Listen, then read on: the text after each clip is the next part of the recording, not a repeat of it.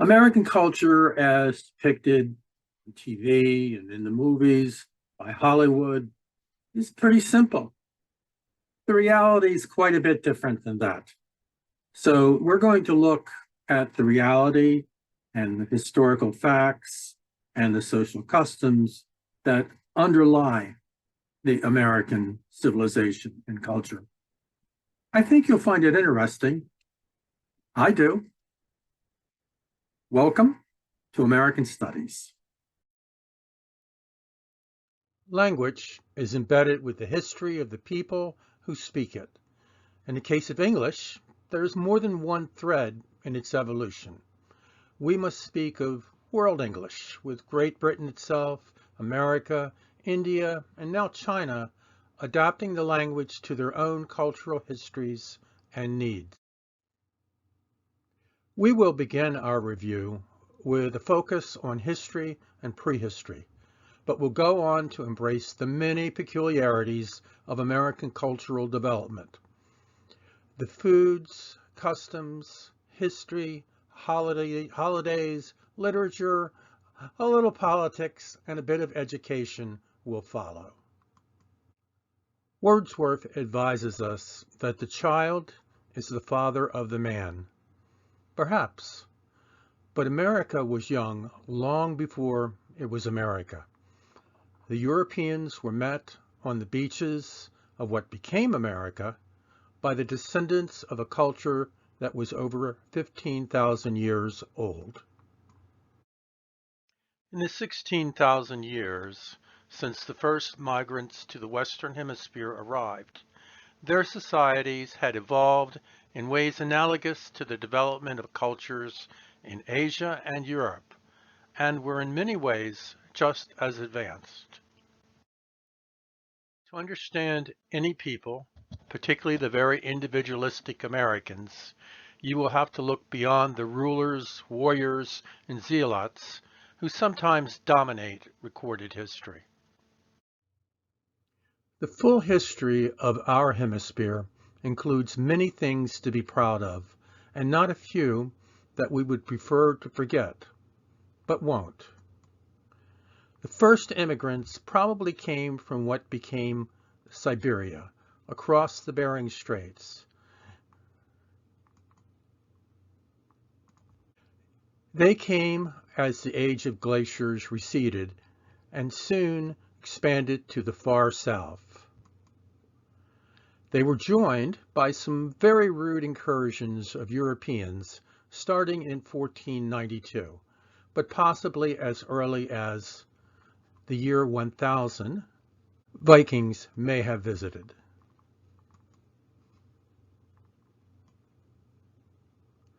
The centuries that followed, and for Americans of the United States, one of the most world-shaking historically and philosophically, was the break with England in 1776.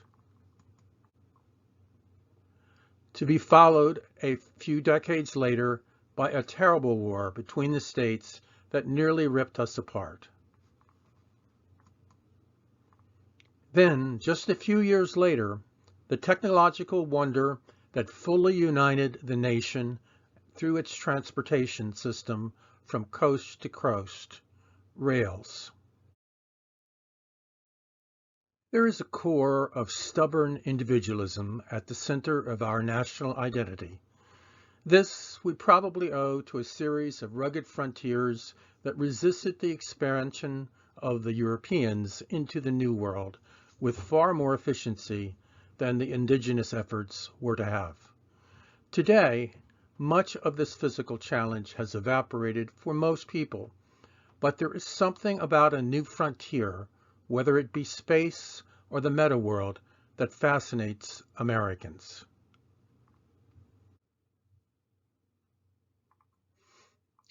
If the 1776 Declaration of Independence announced the birth of a new nation, events two decades earlier set it in motion. The French and Indian War was an extension of European rivalries to America, with much of the fighting being done by alliances of indigenous peoples and colonials of both England and France. became a training ground for future American leaders. Ben Franklin, the American equivalent of a Renaissance man, writer, philosopher, politician, war leader, ladies' man, diplomat, and inventor. George Washington, who became not only America's foremost general, but also the model for all future presidents. Finally, Patrick Henry, the fiery orator who inspired rebellion even in the Cavalier-founded Southern colonies.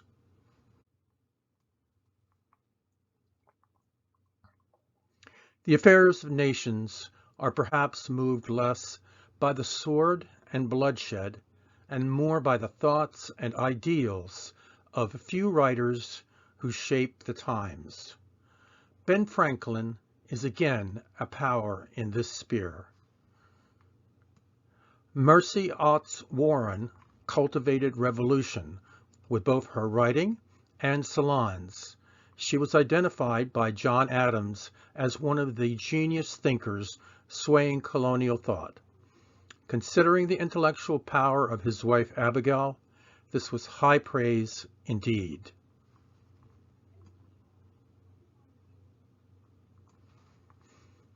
Thomas Paine was a writer of such power and influence among the common men and women of the Revolution that Washington sought his assistance and had his pamphlets read to the troops. Ultimately, the Americans wore down the British and won a great extension of the colonies into the Northwest. This major addition of what later became 6 large new states brought into focus the conflict between views of slaveholding southern states and the northern, more democratic ideals. Jefferson revealed his best self in successfully advocating for the banning of slavery and religious intolerance in the ordinance regulating these new territories. Coming as it did 2 years before the ratification of the American Constitution, it demonstrated a commitment to individual freedom that would later lead to a terrible civil war. A great test for American freedom and its commitment to individual advancement was the degree of slavery in southern states. In the absence of cheap labor, slave work was an underpinning of the southern agrarian economy.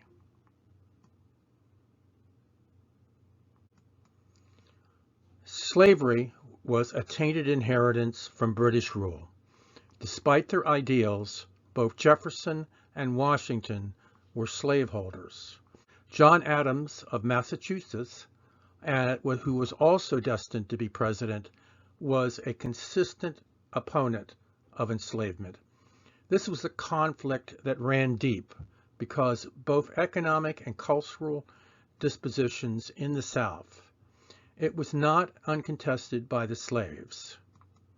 Soon after the American Revolution, slaves in Haiti overthrew their French masters. Nat Turner, in 1831, led a short-lived but bloody rebellion in the South. 3 decades later, an ex-slave, Frederick Douglass, advised Lincoln on the Emancipation Proclamation of 1863. Over the decades, the South became more intransigent in its defense of slavery, going so far as to see it as Christian benevolence to less fortunate beings. But the majority of Americans held views closer to Lincoln's or even radical abolitionists like John Brown. Brown attempted to inspire a rising of the slaves, but was hung for his violent takeover of a Virginia armory. Lincoln came to the presidency as the candidate of anti-slavery Republicans and later authored the Emancipation of Southern Slaves.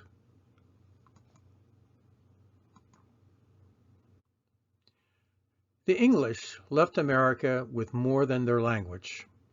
The English Civil War of 1640 was reflected in the settlement of the colonies.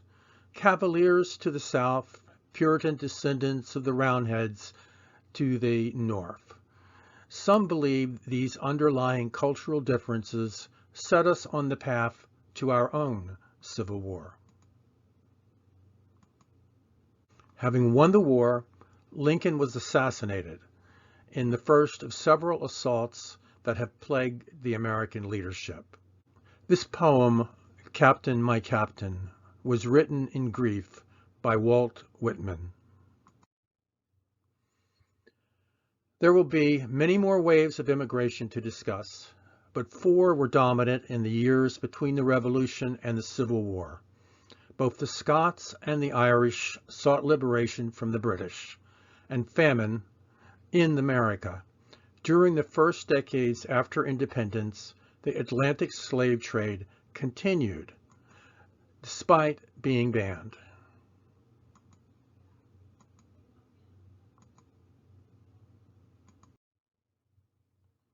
E pluribus unum, out of many, one, was the original motto of the American Republic.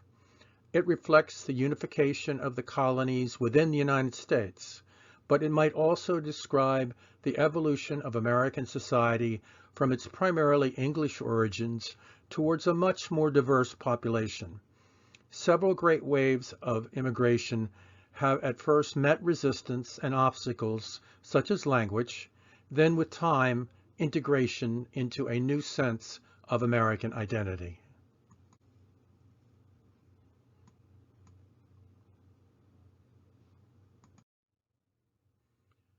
For some people, the current level of immigrations seem overwhelming, with fear that splintering of culture and common language may lead to an American downfall, as in the biblical story of Babel.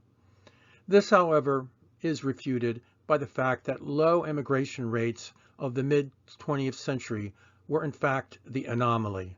Throughout the 19th and early 20th century, high rates of immigration were the rule, although primarily originating in Europe.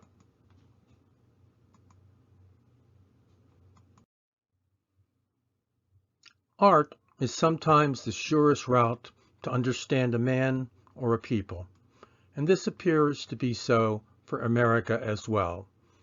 In the early 19th century, James Fenimore Cooper created an American individualistic hero, Natty Bumppo, which depicted him and his Indian allies and adversaries in terms befitting Greek heroes. His original stories are set against the backdrop of the French and Indian War, but follow the hero across 5 decades to his death. Lincoln may have exaggerated when he called Harriet Beecher Stowe the little lady who started the big war, but there is no doubt that her novel of slavery and freedom, Uncle Tom's Cabin, punctured any self-satisfaction the South might have had in its social system. Mark Twain wrote about life just before the Great War, but he wrote many years later. His novel, The Adventures of Huckleberry Finn, is one in which its hero wrestles with major social problems and moral dilemma, despite being only 12 years old. As art, this is considered one of the greats of American literature. Herman Melville wrote a novel of desperate and compulsive courage on the American seas. This tale of a great white whale and his pursuer is an American classic. Next, we will trace the development of American civilization and culture through modern times.